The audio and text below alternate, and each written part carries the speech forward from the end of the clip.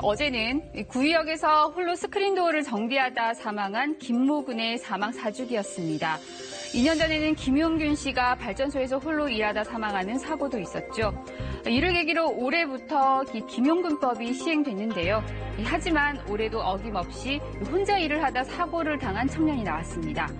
지난 22일 재활용 업체에서 안전장치 없이 홀로 작업을 하다 사망한 26살 청년 김재순 씨 얘기인데요.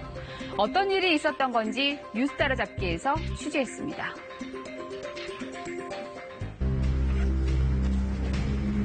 지난 22일 오전 쉴 새 없이 돌아가는 파쇄기 옆에서 한 청년이 홀로 일을 하고 있습니다.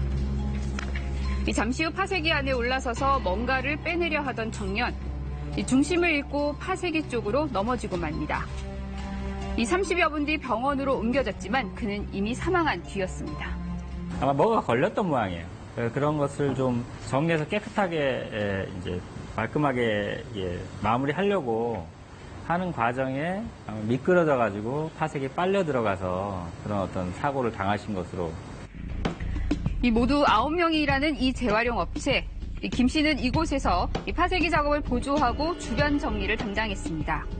원래는 2인 1조 작업이 원칙이지만 그날 김 씨는 혼자 있다 병원을 당했는데요. 똑같은 일인데 아침 되면 사수가 납품하러 간 사이에 한 달 이렇게 사수가 오기 전에 나름대로 일을 하다가는 과정에 그런 일이 생긴 것 같아요.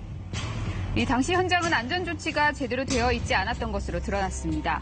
파쇄기 주변에 난간이나 덮개 등 안전장치가 있어야 했지만 없었고 또 안전모도 제대로 착용하지 않았던 것으로 나타났습니다. 우리가 규모가 적고 하다 보니까 안전상에 문제가 있었을 거예요. 우리가 뭐 100% 완벽할 수는 없잖아요. 안전장치라는 것이 이제 좀 어떻게 보면 더 보충을 했어야 될 부분이 또 있긴 해요. 게다가 이 업체에선 지난 2014년에도 비슷한 사고가 일어나 6대 노동자가 사망한 적이 있었는데요. 이번에 사고 난 게는 폐합전 수직 파쇄 기계고 그때는 이제 폐목재료 파쇄 시스템이었는데 그분이 결국 다 나오시면서 옷이 걸렸던가 봐요. 스쳐 지나오면서 그냥 옷이 이렇게 그게 걸려가지고 이제 숨을 좀 못 쉬었다고. 6년이나 지났지만 이 안전에 대한 관리는 여전히 소홀했던 겁니다. 경찰은 현재 과실치사 혐의로 광주지방고용노동청은 산업안전보건법 위반 혐의로 업체 측 조사를 진행하고 있는데요. 우선은 가동 중에 정리를 하면 안 됐었다고 저는 판단돼 CCTV랑 관련 자료들을 해서 지금 조사 중에 있습니다. 입사한 지 2년도 채 안 됐던 26살의 김재순 씨. 그는 여행을 좋아하는 평범한 청년이었습니다. 자전거 타고 홍장 축제 구경하고 돈 있으면 이제 뭐 밥 고기 같은 것도 사 먹고 말 그대로 진짜 순수하고 착하고 거짓 없고 예의 바르고 진짜 부지런하고.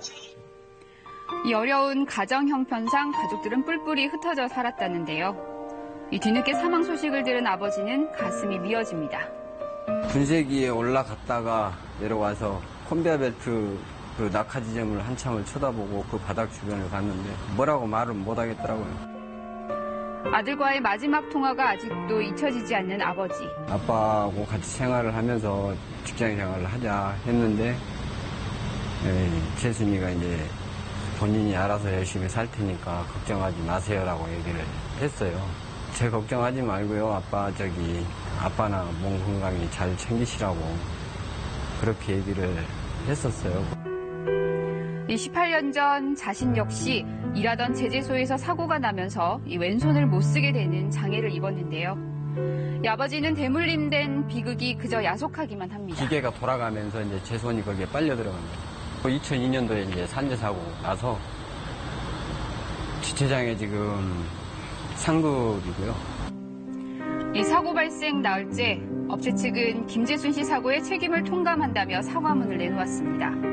하지만 유족 측은 이 업체 측이 진정한 사과 없이 사고 원인을 아들의 잘못으로 돌리고 있다며 분노하고 있는데요. 시키지 않는 일을 해가지고 이런 사고가 났는지 모르겠다. 그런 식으로 그렇게 말씀을 하시면서 자기 과실사다라고 얘기를 하시는 거예요. 밑에서 아니면 주변에 누가 있어서 발견을 해서 비상 스위치만이라도 눌러줬으면 그렇게까지는 처참하게는 죽지는 않았을 거죠. 어제 오후 이 김재순 씨가 일했던 현장 앞에서는 고인을 추모하는 추모제가 열렸습니다. 유족과 시민단체 등은 철저한 조사와 진상규명 등을 요구하고 있습니다. 왜 재순이가 그렇게 죽어가야만 했는지, 과연 그들이 주장하고 있는 자기관리사가 맞는 건지 다시 한번 묻고 싶습니다.